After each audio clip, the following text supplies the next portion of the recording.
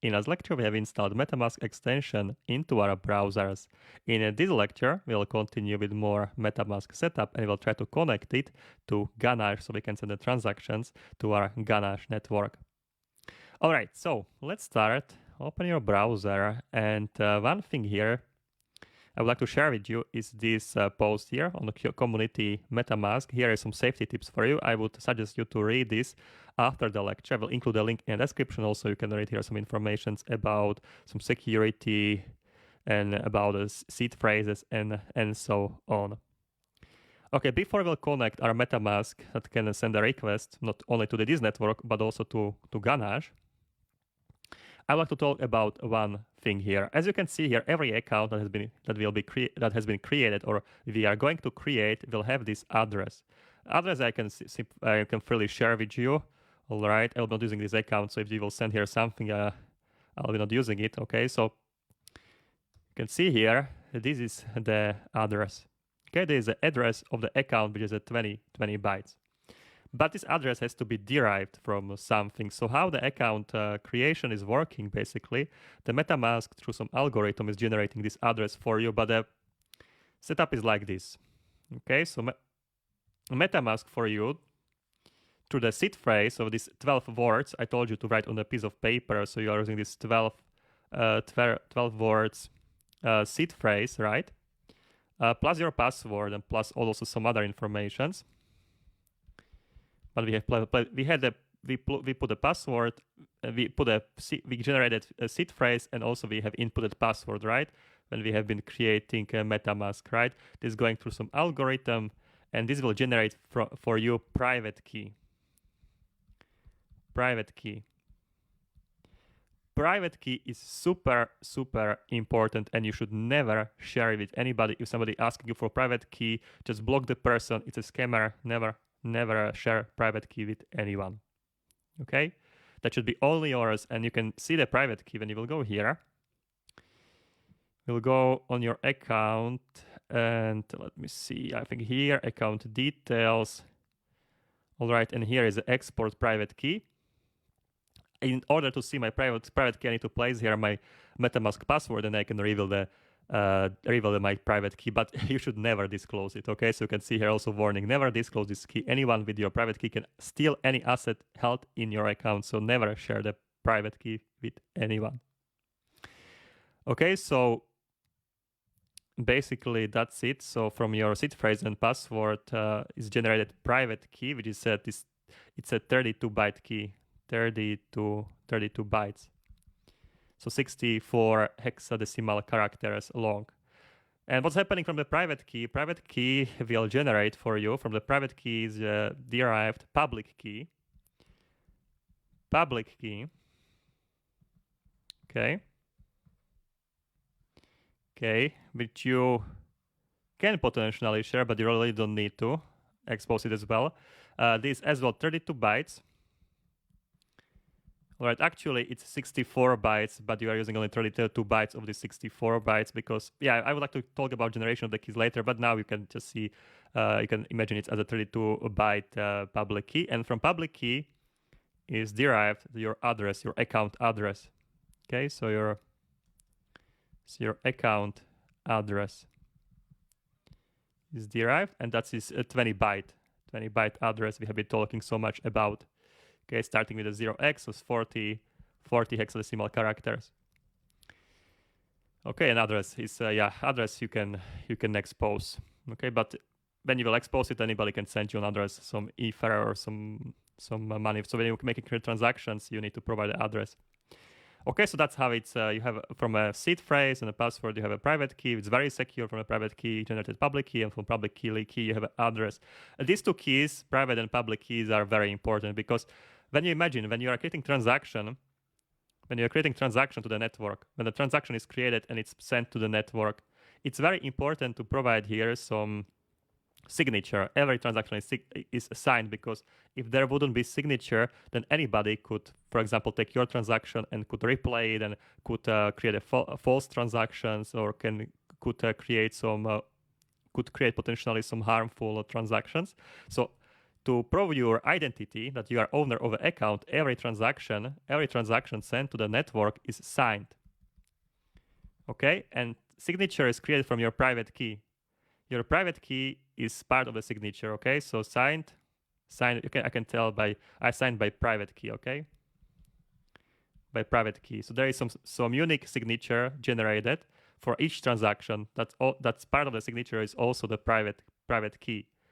Okay, so then anybody on Ethereum network can verify this transaction and can tell that it's you that you have created this transaction, because they can have access to your public key because it is public. It is public.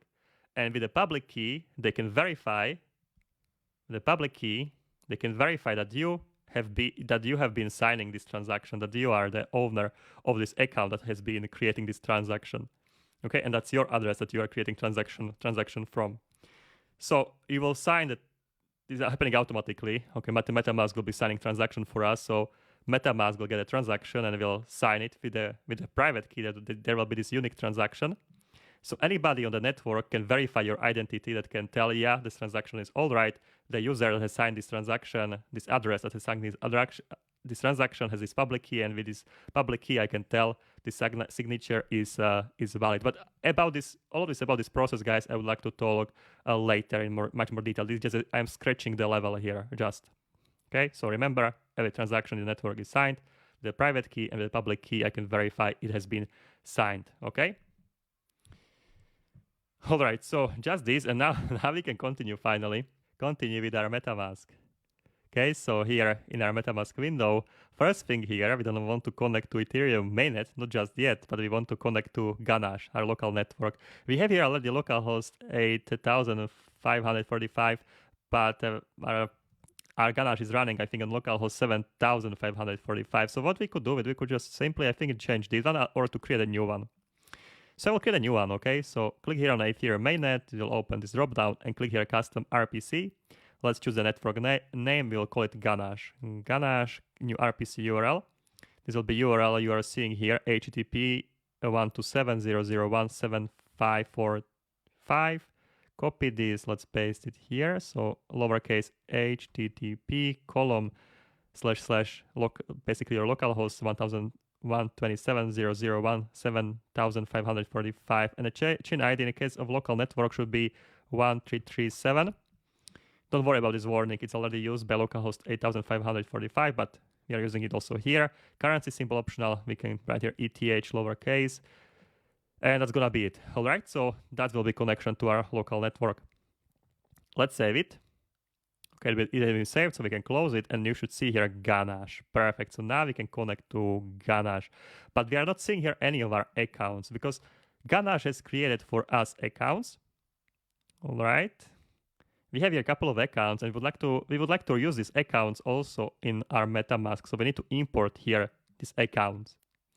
What I'm going to do, not a very secure thing, but let's click here on this dropdown and let's create here import account. We'll just simply import here to the private key our account from Ganache. Okay, this doesn't mean that this account was just created here in the MetaMask. But remember, your accounts are existing locally on the entire Ethereum network. But with the private key, I can verify my integrity, my identity. All right, of this my ownership of this account. Okay, so I will provide here this private key. I'll go to Ganache and I will do very unsecure thing. I will share my private key with you. I don't really care now because this is my Ganache, this is my local private network. That's not my real account. This is just the testing accounts. If it would be my real accounts, never, ever share your private key. If it's somebody asking you for this, never, ever share it. Okay, this is just for development purposes only while we are working on a Ganache network. Okay, guys, so copy your private key. Let's go back to MetaMask and let's paste it here and let's import. And now you can see here, I have here access to my account too, and I have here 71 ETH. Okay, I can import also second account if I want. I can go to second account, copy this private key. I think 2 accounts will be enough. Copy the second account, go back to here and import account. Import, and here we have a second account. So now we have here this main account that has been generated for us by the MetaMask, and then we have here 2 accounts that has been generated for us when we have initialized Ganache, and we have imported these accounts here into MetaMask, so MetaMask can keep track of them, okay? So now we have accounts, now we are almost ready to create transactions from MetaMask to our smart contract, but there is still a couple of things missing. Our smart contract, or actually our web page, has to communicate with the smart contract, so all this integration through the Web3.js library will be handling in the next lecture, and we'll be working we'll be working on our web page. Now there will be a couple of lectures about it, and I think I will stay here in this browser, in the Brave. I kind of like it. It's really something that I would like to suggest to use. We'll see how it will be working with our requirements, but it's actually basically the same as the Google Chrome with some more security, okay? And this I will include in the lecture. All right, guys, so I hope everything is okay for you. You can see your accounts here. If you see it, everything is good, and we can continue next lecture. We'll start working on our web application. Okay, guys, I hope to see you in the next one. Cheers.